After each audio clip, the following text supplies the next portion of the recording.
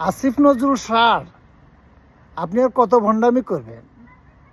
শেখ হাসিনা ৭১-এর চেয়ে বেশি তাণ্ডব চালিয়েছে না? এই অধ্যত্বপূর্ণ উক্তির জবাব আপনি একদিন পাবেন। আর কি বলেছিলেন ক্ষমতায় আসার আগে? ইস, আমি যদি একটু দায়িত্ব পেতাম তাহলে জান প্রাণ দিয়ে কাজ করতাম জনগণের মন জয় করার জন্য। করছেন? কি বলেছিলেন? যদি উপদেষ্টা হন তাহলে বাসে চড়বেন। চড়ছেন? ১,০০০ কোটি টাকার মালিক হয়ে গেছেন, সাংবাদিক ইলিয়াস বলেছে।